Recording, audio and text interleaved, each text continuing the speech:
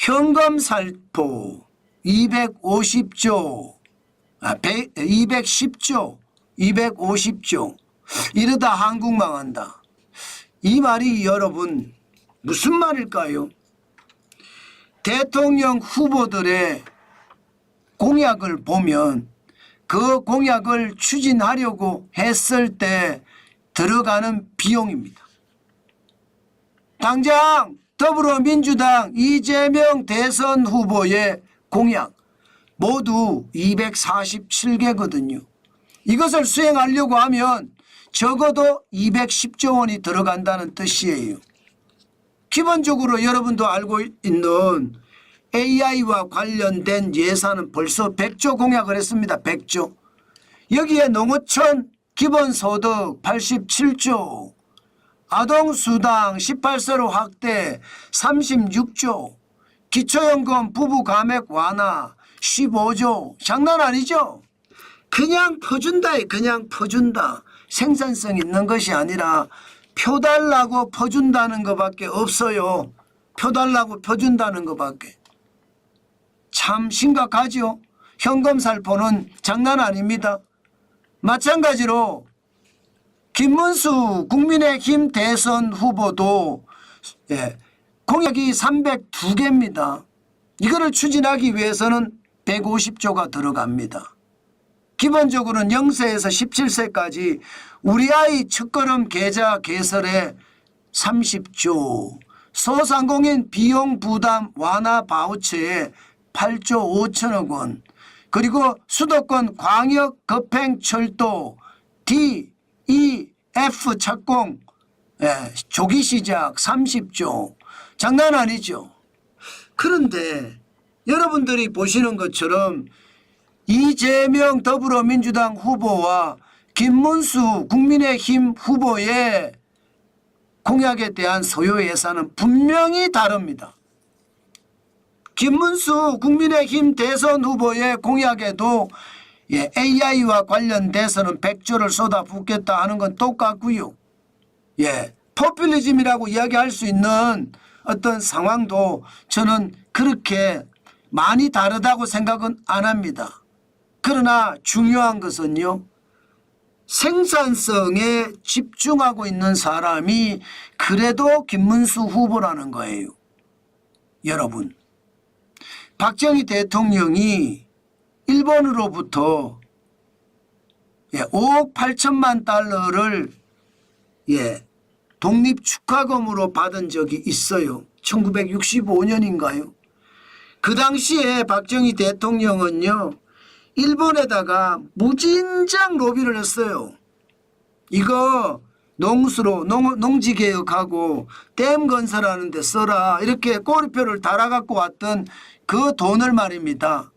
박정희 대통령께서는 경부고속도로를 건설하겠다, 포항제철을 만들겠다, 이거를 가지고 일본 정부에다 로비한 끝에 승낙을 받았습니다. 그렇게 써도 된다. 그때 말입니다. 아마 야당이 얼마나 반대했는지 여러분들 기억하실 거예요. 이게 전 국민이 고생해서 받은 어떻게 생각하면 보상금인데 국민에게 나눠줘야지 왜 이 돈을 포항제철을 만들고 경부고속도로를 만드는 데 쓰느냐. 심지어 그 당시 야당 지도자는요, 경부고속도로 건설하는 현장에 들어 누워서 계속 막았습니다. 그런데 지금 현재 어떻게 됐습니까? 현재 경부고속도로가 없었다면, 포항제철이 없었다면 과연 대한민국이 어떻게 됐을까요?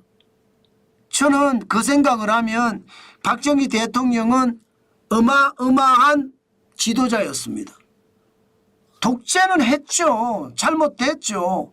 그러나 그 공은요, 어마무시합니다. 대한민국을 대한민국으로 바꾼 거예요. 만약에 박정희 대통령의 공을 인정하지 않는다 그러면요, 그 사람은 제가 봐서는 정신병자 아니면 정신 이상자예요. 그렇지 않고는요, 박정희 대통령의 공을 폄하할 수는 없습니다. 그런 측면에서 보면 김문수 뭔가 돈 쓰는 게 수도권 광역급행철도 GTX입니다. DEF 착공을 빨리 하기 위해 쓰겠다.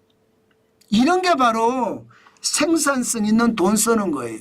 물론 말입니다. 0세에서 17세까지 우리 아이 첫걸음 계좌 신설에 30조가 들어간다는 것, 이것은 포퓰리즘에 좀 가깝습니다. 이것도 이제 시행하는 단계에 좀 달라질 수 있겠죠. 소상공인 비용 부담 완화 바우처, 소상공인에게는 필요한 돈은 충분히 있을 수 있다고 생각합니다. 자영업자 소상공인이 죽을 맛이니까. 그러나 이재명 더불어민주당 대표는 돈 뿌리겠다는 정책이 주예요. 그것도 현금 살포하겠다는 정책이 주예요. 농어촌 기본소득만 하더라도 100만 원씩을 주든 10만 원씩을 주든 돈을 주면 주는 대로 난리가 나겠죠. 아마 100만 원씩 준다 그러면 이게 진짜 어려워질 거예요. 아동수당 18세로 확대한다. 여러분 18세가 아동입니까? 저는 18세가 아동이라고 생각도 안 들고요. 예, 기초연금 부부감액 완화, 이것도 돈 뿌리겠다는 거잖아. 15조. 이렇게 되면 여러분, 안 그래도 재정이 개판이에요. 문재인 정부에서 얼마나 개판을 지겼습니까? 2019년에 관리재정 수지가 박근혜 대통령 때 2배가 넘었습니다. 54조 4천억 원. 2020년에는 112조. 마이너스입니다. 마이너스. 예, 2021년에 마이너스 90조 6천억 원. 2022년에 마이너스 117조입니다. 2023년에도 이게 지금 윤석열 정부가 들어와도 법제화 시켜놨던 법률 때문에 바꿀 수가 없어요.